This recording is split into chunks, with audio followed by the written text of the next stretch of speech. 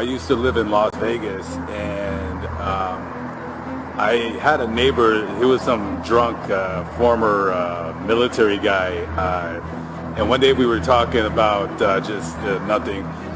And he had told me that he used to work out of Area 51.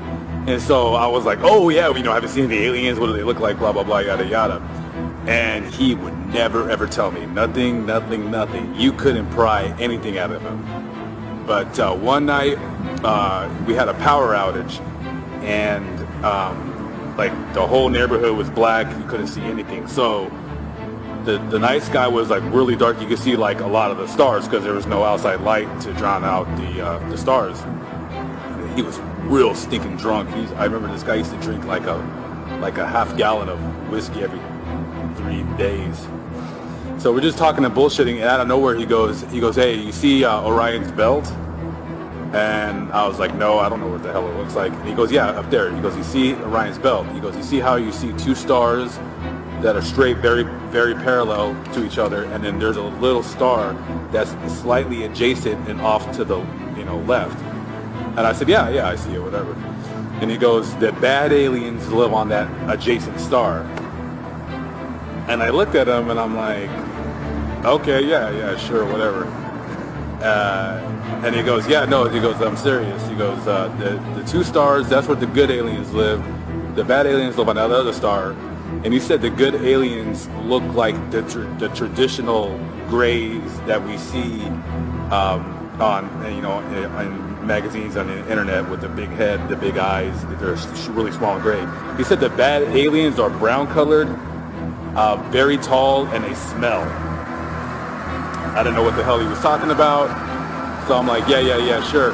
And then I'm like, because I didn't really believe in UFOs then, but he goes, I said, if there's really aliens, I said, how do their UFOs, like, how are they able to travel from that star all the way over here? Because, we're dealing with, rocket engines and stuff like that. And he said that, the UFOs, they basically run on electricity that's created out of nothing. I think he said space.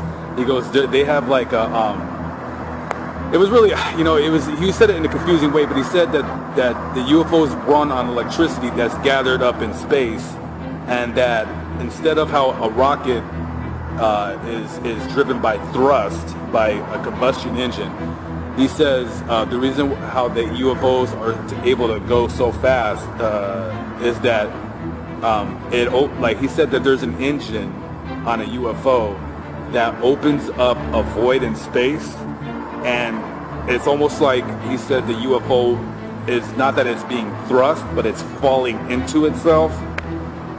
I don't know. I'm not sure if I believed him, but he said it pretty matter-of-factly.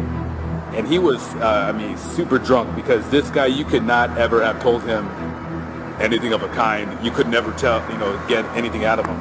But then he just goes off and says that. So who knows? It could be real.